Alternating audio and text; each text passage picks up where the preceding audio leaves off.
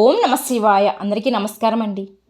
హిందూ సాంప్రదాయాలలో గవ్వలను పూజించే ఆచారం ఎంతో కాలంగా వస్తుంది.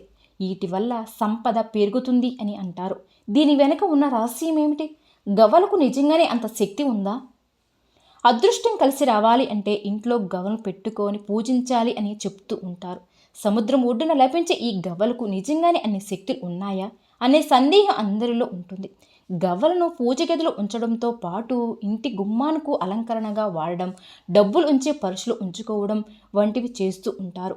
అయితే వీటి గురించి హిందూ సాంప్రదాయాలతో పాటుగా శాస్త్రాలు అనేక ఆసక్తికర విషయాలు కూడా చెప్పారు. మరి అవేంటియో ఈ వీడియోలో వివరంగా తెలుసుకుందాం. అయితే వీడియోలోకి వెళ్ళే ముందు ఒక చిన్న రిక్వెస్ట్ అండి. మన ఛానల్ని ఫస్ట్ టైం చూసే వాళ్ళైతే సబ్స్క్రైబ్ చేసుకోండి, వీడియోకి లైక్ చేయండి, మాకు సపోర్ట్ చేయండి. గవ్వలను సాక్షాత్తు లక్ష్మీదేవి స్వరూపంగా భావిస్తారు.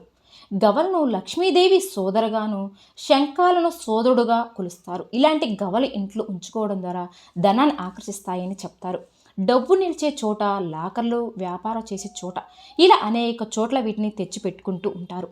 ఎక్కడైతే వీటిని పూజిస్తారో అక్కడ లక్ష్మీదేవి కొలువై ఉంటుందని కొందరి నమ్మకం. అయితే గవ్వలను కన్నులు ఉన్న ముఖం వైపున డబ్బుకు తగిలేలా ఉంచుకోవాలని వాస్తు నిపుణులు సూచిస్తున్నారు. వీటిని ఎక్కడ ఉంచితే అక్కడ అదృష్టం వచ్చి చేరుతుందని చెప్తారు కూడా. అందుకే అక్కడ ఎక్కడో బీచ్లో ఈ గవ్వలను విరివిరిగా అమ్ముతూ ఉంటారు. వీటిలో ఎన్నో రకాల గవ్వలు ఉంటాయి కూడా. అయితే పసుపు రంగులో ఉండే అన్నిట్లో కల్లా శ్రేష్టమైనవి చెప్తారు. ఎక్కడైతే గవ్వల సౌండ్ వినిపిస్తూ ఉంటుందో అక్కడ లక్ష్మీదేవి తాండవేస్తున్నారట. ఈ కారణంగా గవ్వలు ఎక్కడైతే ఉంటాయో అక్కడ లక్ష్మీదేవి ఉంటుంది అని విశ్వసిస్తారు. గవ్వలకు ధనాకర్షణ శక్తి కలిగి ఉంటాయని అంటూ ఉంటారు. అందువల్లనే గవ్వలను ధనాన్ని ఉంచే చోట పూజా మందిరంలో ఉంచుతూ ఉంటారు. కొన్ని ప్రాంతాలలో అయితే గవ్వలు ఆడుతూ లక్ష్మీదేవిని ఆహ్వానించే ఆచారం కూడా ఉంటుందట.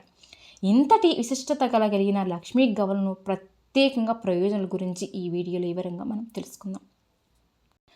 గవ్వలు ఎక్కడ ఉంటే అక్కడ లక్ష్మీదేవి స్థిర నివాసం ఏర్పాటు చేసుకుంటుంది. కాబట్టి పూజా మందిరంలో లక్ష్మీదేవి పటంతో పాటు గవ్వలను కూడా పీఠంపై పెట్టి పూజించే వారికి సిరిసంపదలతో పాటు సుఖ సంతోషాలు కలుగుతాయి.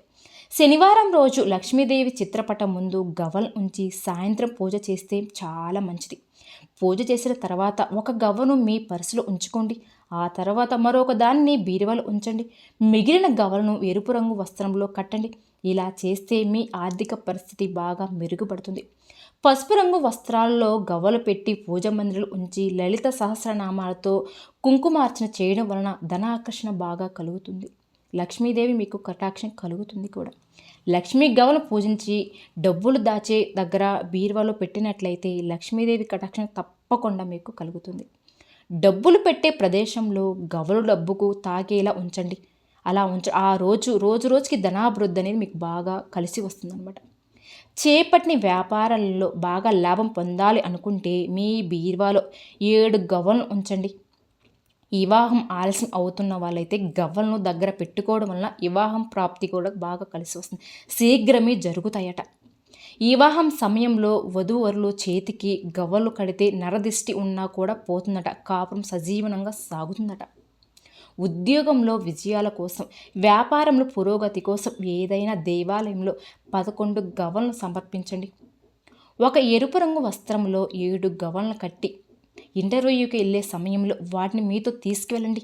ఇలా చేయడం వల్ల మీకు సక్సెస్ మీ సొంతం అవుతుందని చెప్పుకోవచ్చు. కొత్త ఇల్లు కట్టేటప్పుడు పునాదిలో 20 గవ్వలు వేయండి. ఇలా చేస్తే మీ ఇంట్లో శాంతి సంతోషాలు నెలకొంటాయి.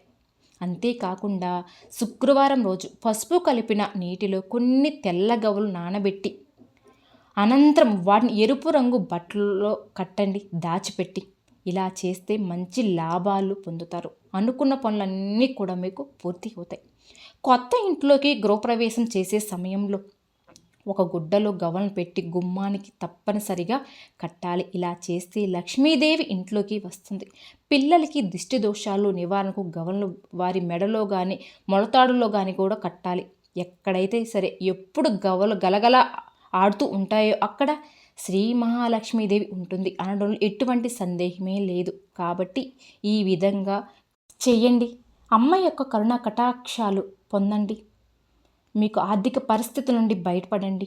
లక్ష్మీదేవి యొక్క ఆశీస్సులు మీపై మీ కుటుంబంపై వెళ్ళవెళ్ళలా ఉండాలని కోరుకుంటున్నాను. విన్నారు కదండి. ఈ వీడియో కనుక నచ్చితే లైక్ చేసి మన ఛానల్ని సబ్స్క్రైబ్ చేసుకోండి. శ్రీమాత్రే నమః.